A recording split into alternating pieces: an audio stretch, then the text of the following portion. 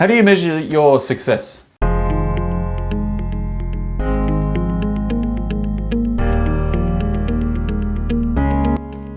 This is a question that was posed to me recently.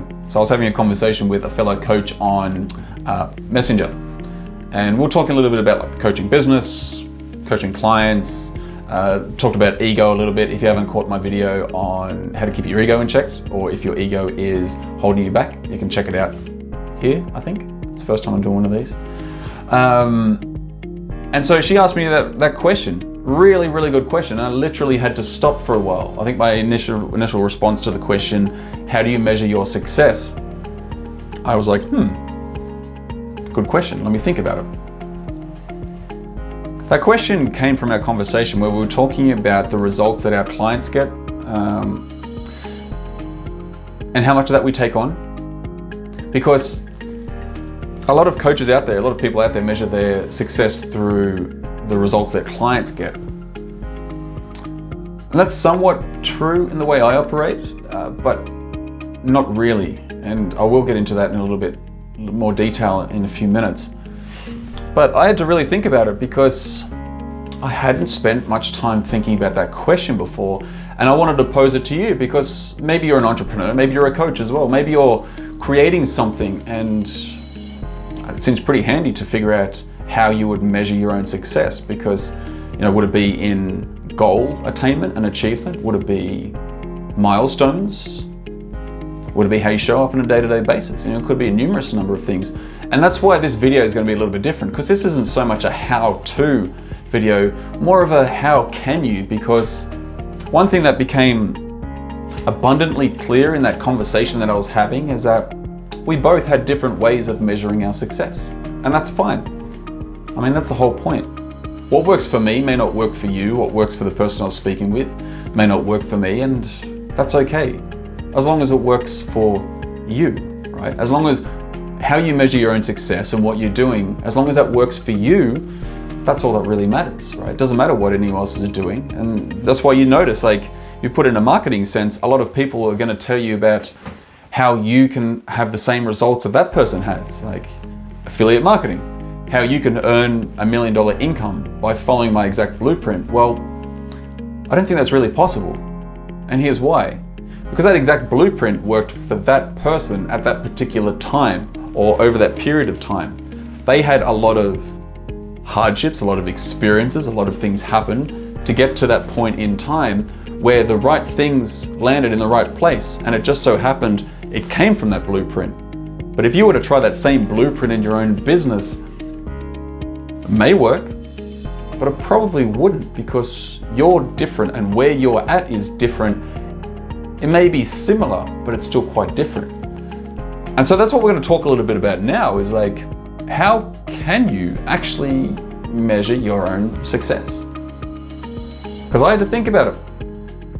I'll tell you about mine in a few minutes. You can measure it through material possessions, which is how a lot of people do it. Or actually, a better way to say it, it's how we can be told that that's where success comes from. Most of the time it's about money, right?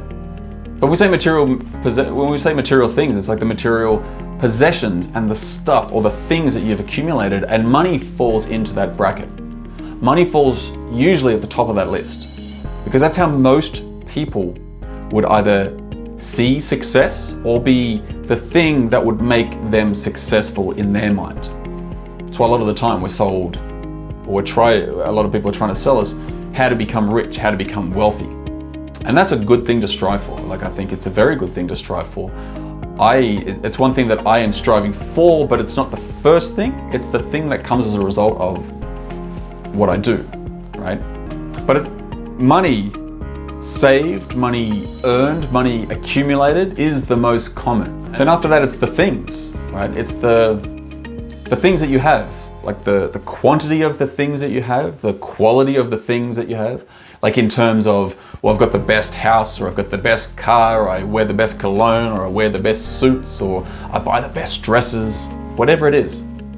All the stuff. So that could be one way of measuring it. Now, personally, I don't think that's the best way of measuring it, because it eliminates the emotional attachment to it. Yes, Money is good.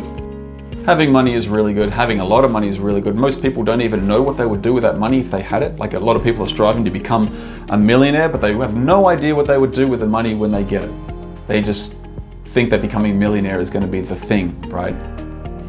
So money is a good thing, and it is something to strive for, but there's a lot of people out there who have all the money, have all the power, have all the success, but they don't feel successful.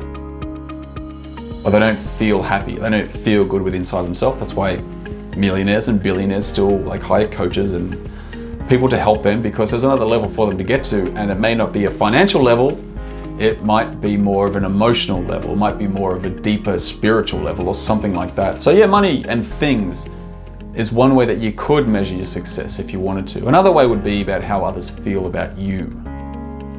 How others feel about you. Like the quality of your circle of influence, like the quality of the people which are around you, which are either picking you up, which are educating you, which are helping you grow.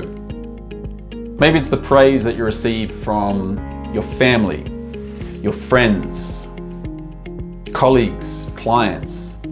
Maybe that's how you deem yourself as successful. I mean, you could measure it for that. People are always saying nice things about you. They're always telling you how good you are and how well you provide for the family, or how well you do in business, or how much you've served them if you're in a service type of industry, if you're coaching, if you're a therapist, or whatever it is. Maybe it's just your clients who come into your business. Maybe you are an affiliate marketer or online marketer or something like that, and people just say, you're awesome. You know, that's one way you could measure it if you wish. Or maybe it is the result of the work that you do. So if you are a coach, maybe it's the results your clients are getting as a result of going through your coaching, or maybe it's the way they now see the world as a result of you helping them have that shift within inside themselves. I mean, how others feel about you could be an amazing way to understand how you measure success, or how you can measure success. Because if people are always saying good things about you, if they're always telling you what a great job that you're doing and how much you've helped them, how much you've inspired them, how much you've just served them, then yeah, it could feel very successful, right? Or it could be how you feel about yourself. Now, this is the one that does it for me. And I'll tell you the answer that I wrote to that person that I was messaging in a second. But this is the one that does it for me. How you feel about yourself. Because for me, it's how I'm progressing in my own development with inside myself. You might be thinking the same thing, like how you're progressing as a human being, how you're getting better on a day-to-day basis, how you're showing up every single day, how you're starting your day with one thing in mind, and that's just to be a little bit better than yesterday. Maybe it's how you love the person that you've become. If you're like me and you've gone through a period or an ongoing period of personal growth and professional growth, and you're really starting to, or have gotten to the stage where you truly love yourself in the deepest possible way, in the best possible way, putting any ego aside, any selfishness aside, but in a way where you're just like, yeah, this is me, I love myself, I love who I am, I love what I do, I love who I've become. That could be a really great way of measuring your success, because not many people get there. Not many people get there at all. Or maybe it's just the respect that you have for the journey that you are on and the person that you were. A lot of the time we spend so much time looking forward towards something, like we want to create something. Spend all this time looking forward, but we rarely look back. I'm a big believer of looking back at and learning from the past, learning particular belief patterns and structures within inside yourself, learning from what has happened in the past so you can let it go, so you can move forward. You can still focus on the things that you want, but I believe looking back to extract lessons from it is really important.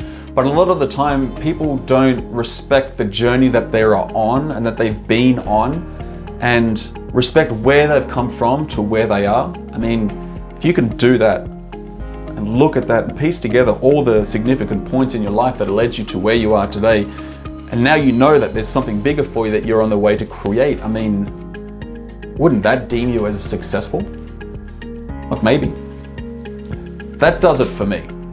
The journey out is always in, and the material things come as a result of who you become, how you start to show up, the things that you change within inside yourself, because when you start changing things within inside yourself, your world externally changes in significant ways. And a lot of the time it's in ways which you had no idea were even possible, and you couldn't even have imagined what happened as a result. That happens a lot with people that I work with, like my coaching clients. They think they want something when they come into coaching, and what they actually get from it as a result of the work that they do is so much better. And it's so different to what they thought they wanted. And so for me, it always comes from within. And I encourage you to adopt that way of thinking so you can get the material things if that's something that you want. Because for me, money isn't my motivating factor. Like, it is a factor, and of course, hey, I need money. Money is good. Money keeps my business going. Money keeps my kids fed. Money keeps my family moving. But for me, it's not the be all to end all. For me, it has to come from within, because that's the only thing that I have control over. I don't have control over someone saying yes to my coaching and putting money down. I don't have control about the world and external circumstances for the most part, but I can control myself. And no matter what else is happening, whether I have money or I have no money, whether the world is going well or the world is not doing too well, I can still control how I show up on a day-to-day basis. And if I can control that, then I can control what I do next, which for me is success. So material success can be measured, but that doesn't translate to a successful human being, like I said, with very wealthy people not being happy, not being successful within. And being reliant on external people and the praise of other people, and that's what you use to feel successful.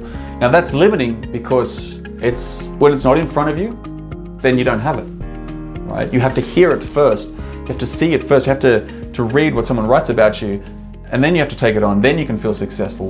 Well, no, that's limiting, right? That stops you from feeling it consistently.